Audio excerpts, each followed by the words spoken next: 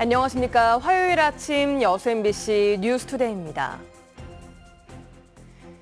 순천만 국제정원박람회가 지난 4월 개막한 이후 벌써 4개월이 지났습니다. 누적 관람객 수가 560만 명에 달하고 있는데요. 또 정원과 생태가 도시의 성장 동력이란 인식이 확산되면서 박람회를 벤치마킹하려는 전국 지자체의 관심이 높아지고 있습니다. 최우식 기자가 보도합니다. 순천만 국제정원박람회는 개막 넉 달이 지난 현재 전국의 270여 개 기관단체가 방문했습니다. 개막식에 대통령이 참석한 것을 시작으로 중앙부처와 국회, 공공기관은 물론 대통령직속위원회 책임자들이 다녀갔습니다. 특히 전국 162개 지방자치단체에서 단체장과 공무원들이 정원 박람회장을 찾아 높은 관심을 보였습니다. 이 같은 지자체들의 관심은 기후변화와 국토균형 발전 차원에서 정원과 생태가 미래도시의 새로운 성장 동력으로 급부상했기 때문입니다. 오세훈 시장의 정원도시 서울 구상이 순천을 제일 좋은 모델 케이스로 삼았는가 하면 최근 서울 양편 고속도로 문제와 평화경제 구상으로 윤석열 정부와 대립각을 세우고 있는 김동연 경기지사는 기후변화 선도 지역을 목표로 순천에서 많은 것을 배우겠다고 밝혔습니다. 저희 경기도에 기후변화 대응에서 가장 앞서가는 도로 만들기 위한 여러 가지를 이곳 순천에 와서 배우게 돼서 아주 보람 있고 기쁘게 생각을 합니다. 2030년 세계박람회 유치에 나선 박형준 부산광역시장은 지난해 정원박람회 준비 현장을 찾아 업무 협약을 맺은 데 이어 정원박람회장을 두 번째 방문했습니다. 지금도 성공하고 있지만 끝까지 큰 성공을 거둬서 우리 부산에도 이 모범적인 사례를 앞장서 만들어주시길 바랍니다. 현재 순천만과 태화강에 조성된 국가정원에 이어 전국의 지자체들이 국가정원 추가 지정에 도전하면서 산림청의 인기는 개청 이래 최고라는 말이 나올 정도입니다.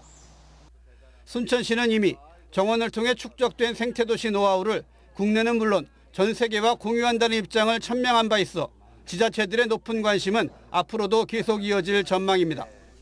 MBC 뉴스 최우식입니다. 새만금 세계 스카우트 잼버리에 참가 중인 독일 대표단 2천여 명이 순천만 국제정원박람회장을 방문했습니다. 잼버리 스카우트 독일 대표단 일행은 어제 오천 그린광장과 그린아일랜드에서 입장 환영 퍼포먼스를 갖고 꿈의 다리와 독일 정원, 호수 정원, 개울길 광장 등 정원박람회장 핵심 콘텐츠를 관람했습니다.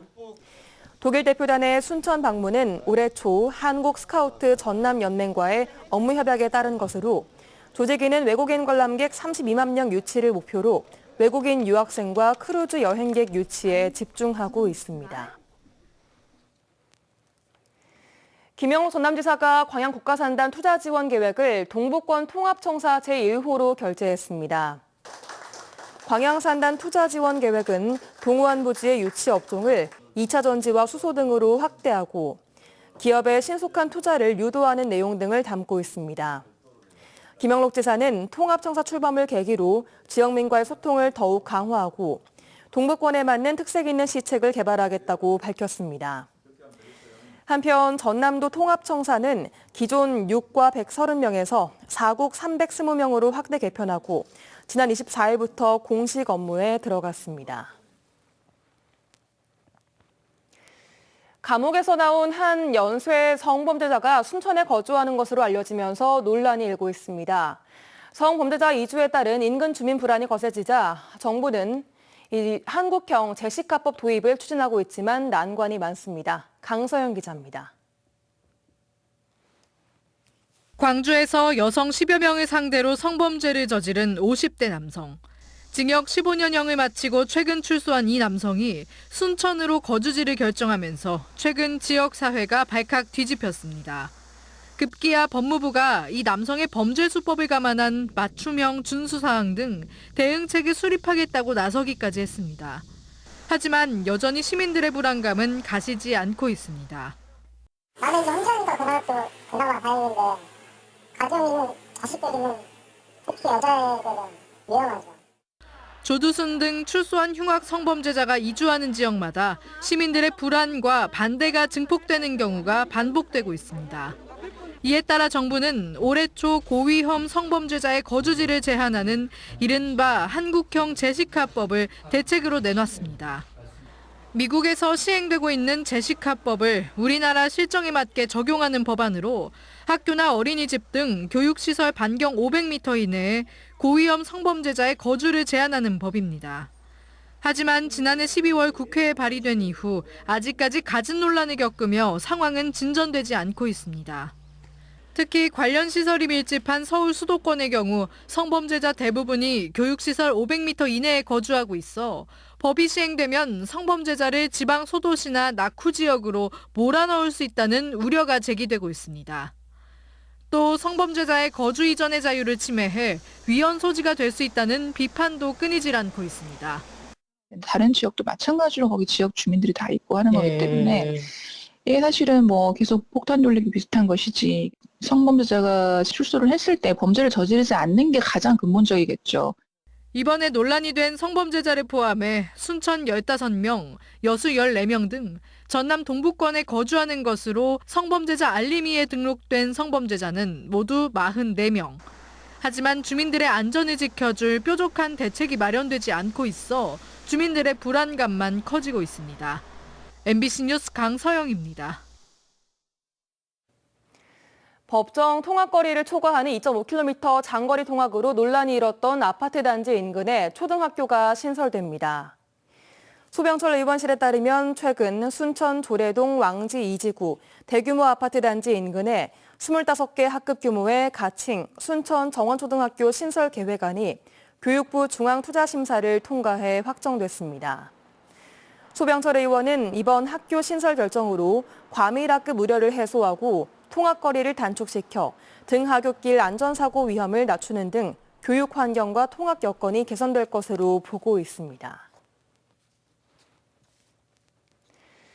서남해 등 17개 해역에 고수온주의보가 발효 중입니다. 해양수산부는 지난 28일 오전 11시를 기해 고수온 위기 경보를 주의에서 최고 단계인 심각으로 격상하고 양식장 관리에 주의를 당부하고 있습니다.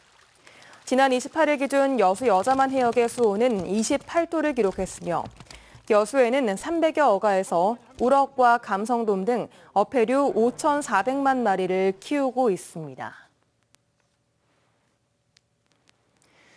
미쓰비시 2차 손해배상 소송 원고였던 김재림 할머니가 끝내 전범기업의 사과를 받지 못한 채 향년 93세의 나이로 돌아가셨습니다. 김 할머니처럼 전범기업을 상대로 손해배상 소송을 벌이고 있는 피해자 대부분은 건강이 악화되거나 노환 등으로 세상을 떠나고 있습니다. 송정근 기자입니다. 지난 2014년 다른 원고 3명과 함께 미쓰비시 중공업을 상대로 광주지방법원에 소송을 제기한 김재림 할머니. 양금덕 할머니의 뒤를 이어 2차 손해배상 소송에 참여해 지난 2018년 광주고법에서 승소 판정을 받았습니다. 이후 4년 7개월째 대법원 판결이 나오길 기다렸지만 끝내 대법원 판결을 보지 못하고 세상을 떠났습니다. 공부시켜준다, 배부르게 판매해준다, 이 꼬임에 넘어가지고 우리가 속았습니다. 친구는 주변에서는 공부를 할 수 없고 그래서.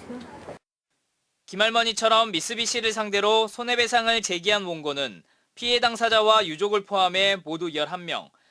이 가운데 피해 당사자 6명이 노환과 병으로 인해 세상을 떠났습니다. 남아있는 소송 원고들도 피해 당사자의 유족이거나 건강 상태가 매우 안 좋은 상태입니다. 미쓰비시 중공업이 할머니한테 줘야 되는 거를 어떻게 했어? 우리나라 기업들한테 기부금 받아서 주겠다고 했잖아요. 그거 어떻게 생각하셔요? 씁쓸하게 그냥 아빠일까 싶어요. 일제 강제동원 시민 모임은 우리나라 정부는 제3자 변제안을 들고 나오고 있고 사법부 역시 자신의 역할을 방기하고 있다며 비판의 목소리를 높였습니다. 특히 대법원 전원합의체가 이미 1차 소송에서 일본 기업의 배상 책임을 확정했고 다른 손해배상 소송도 1차 소송과 비교해 구조와 맥락이 다를 게 없다며 대법원은 자고우면 말고 신속히 판결할 것을 촉구했습니다. 할머니께서 생전에 일본의 사과를 받고 싶다. 그게 평생의 꿈이었습니다. 그런데 그걸 이루지 못한 이 현실이 너무 안타깝고 대법원 판결이 빨리 이루어져서 지난 2013년 13,800여 명이었던 강제동원 피해자는 10년이 지나는 사이 1,200여 명으로 10분의 1에도 못 미치는 수준으로 줄어들었습니다. 하루빨리 일본 정부와 전범 기업의 사과와 배상이 이루어져야 하는 이유입니다. MBC 뉴스 송정근입니다. 청년들의 창업 시험 공간인 순천 청춘창고에서 올해는 10월 말까지 빈 창고 공간을 활용한 미디어 아트 전시가 열립니다. 순천시는 청춘창고의 빈 공간을 청년 예술가들의 활동 공간으로 제공하기로 하고 첫 프로그램으로 미디어 아트 작품을 오는 10월 말까지 무료 전시하고 있으며 앞으로 창업 공간과 전시 공간, 공유 오피스 등 청년 문화 커뮤니티 공간으로 만들겠다고 밝혔습니다. 청춘창고는 2017년 개관 초기에 큰 인기를 끌다가 코로나19의 여파로 침체기를 겪었으나 최근에는 식음료와 공예 등 19개 점포 전체가 입점해 운영되고 있습니다. 광주 보육대체교사들이 부당해고를 주장하며 200일째 시청 점거 농성을 벌이고 있습니다. 이런 가운데 최근 중앙노동위원회가 부당해고가 아니라며 광주시의 손을 들어주는 결과를 내놨습니다. 지방노동위원회와 정반대 결과를 받은 교사들은 행정소송까지 불사한다며 광주시청 점거 농성을 이어가겠다는 의지를 보이고 있는데요. 쟁점은 무엇이고 앞으로 전망은 어떤지 김영창 기자가 취재했습니다. 올해 초 부당해고를 주장하는 보육대체교사들이 광주시청 점거 농성을 시작한 지 벌써 200일째가 됐습니다. 광주시는 기간제 근로자를 2년 초과에 고용하면 무기계약 근로자로 보는 기간제법에 따라 계약 만료를 통보했지만 이에 반발한 대체 교사들은 부당해고라며 고용 연장을 요구했습니다. 그러나 두 개의 노동위원회 결론은 사뭇 달랐습니다. 지난 4월 전남지방노동위원회는 계속 일할 수 있다는 정당한 기대를 들어 광주시 사회서비스원이 재계약하지 않는 것은 부당하다며 대체 교사들의 손을 들어줬지만 지난주 열린 중앙노동위원회는 계약 갱신 기대권은 양측의 신뢰가 있어야 하지만 이 경우는 해당되지 않는다며 광주시 사회서비스원에 손을 들어준 것으로 알려졌습니다. 광주시는 중노위의 판정을 존중한다는 입장을 밝히면서 보육대체교사들의 요구를 받아들일 경우 비슷한 처지에 있는 다른 비정규직에 대해서도 정규직화 요구가 본물처럼 쏟아질 것이라며 시민들에게 불편을 주는 점거 농성을 중단해달라고 요구했습니다. 대체교사 이분들을 2년이 됐다고 해서 이제 정규직화 시키면 또 다른 분들도 대부분 다 아마 그런 부분들이 좀 같이 좀 연결이 돼 있고요. 그러다 보니까 좀 어려움이 좀 있습니다. 보육 대체 교사들은 반면 중노위의 결정을 이해할 수 없다며 반발했습니다. 중노위가 불공정한 심판으로 보육 대체 교사들을 우롱했고 광주시는 공정 채용을 운운하며 보육을 책임져온 교사들을 해고했다며 행정소송을 통해 끝까지 싸우겠다는 강경한 입장입니다. 광주에도 마찬가지로 저희랑 똑같이 일을 하면서 무기직 선생님들이 계십니다. 이것은 광주가 선례가 되어서 파장을 일으키려고 파장이 일어날 거라고 하는데 저희는 그건 옳지 않다고 봅니다. 올해 1월 점거 농성을 시작한 80여 명의 대체 교사들은 현재 30명 가까이 줄어들었습니다. 보육 대체 교사 노조 측이 행정소송을 예고하면서 이번 갈등은 장기화될 것으로 보입니다. MBC 뉴스 김영창입니다. 광양 대표 축제인 전어축제가 오는 25일부터 사흘 동안 망덕포구 일대에서 진행됩니다. 올해로 22회째를 맞은 이번 전어축제에서는 무형문화재 제57호인 전어잡이 소리 시연과 전어잡기 체험, 가요제와 불꽃쇼 등이 펼쳐집니다. 특히 올해는 명소 탐방과 정병옥 시집기 100일장 등 새로운 프로그램이 선보일 예정입니다. 여수광양 항만공사가 광양항 율촌 융복합 물류단지를 조성하는 공사에 들어갔습니다. 항만공사는 여수공항 인근 준설토 부수투기장에 사업비 5,634억 원을 투입해 오는 2030년까지 3단계에 걸쳐 332만 제곱미터 물류단지를 조성할 계획이며 1단계 부지는 이르면 올해 말 분양에 들어갈 것으로 보입니다.